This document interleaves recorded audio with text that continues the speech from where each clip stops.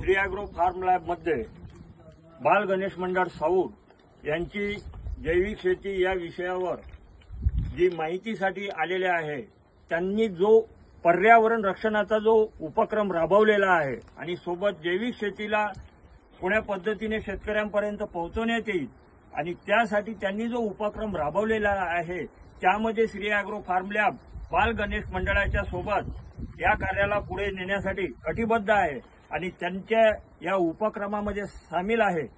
या वतीनेच बाल गणेश मंडळाने जे उपक्रम राबवले त्या प्रत्येक उपक्रमामध्ये गाववासी तसेच श्री ॲग्रो फार्म लॅब यांच्यासोबत आहे।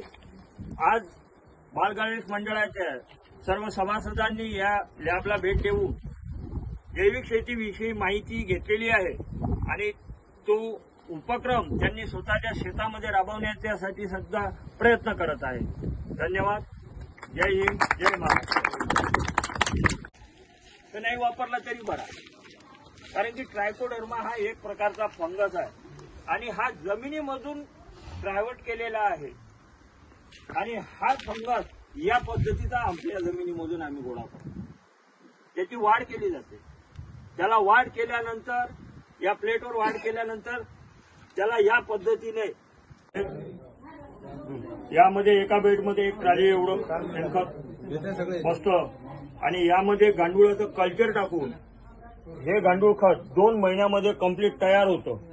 कंप्लीट तयार झाल्यानंतर त्याला गाळून असं पॅकेजिंग करून ठेवावं लागतं। त्या 5 किलोची बॅग आहे आणि ते शुद्ध पूर्णपणे शेणखतापासून बनवले। सोबत या ठिकाणी बघू शकता हा तयार झालेला कोनिडियम मायसिलियम आहे ट्रायकोडर्माचा। हा फॉर्म्युलेट केला जातो। हा ज्या पद्धतीने डब्यामध्ये बनवला जातो त्याच पद्धतीने फ्लशमध्ये सुद्धा बनवला जातो। याला ग्रोथ करण्याची, याला वाढवण्यासाठी या प्लेट सुद्धा वापरल्या जातात। या प्लेटवर त्याला पूर्णपणे वाढ केलेली जाते। आता काही प्लेट आमच्या खराब सुद्धा होतात। त्यानंतर या ठिकाणी त्याला हे फॉर्म्युलेशन आहे। हे फॉर्म्युलेशन या पद्धतीने त्याला फॉर्म्युलेट केलं जातं। हा तयार झालेला ट्रायकोडर्मा आहे। हा आपण आता शेतकऱ्यांसाठी वापरू शकतो। याची मात्रा 1 लिटर पाण्याला 1 मिली याप्रमाणे आणि याला जर आपण 1 लिटरला 1 लिटर पाणी टाकलं तर हा मल्टिप्लाय सुद्धा होतो। याची वाढ होतो, फक्त त्याचं प्रमाण जे आहे ते थोडं वाढतं। FMBD आहे।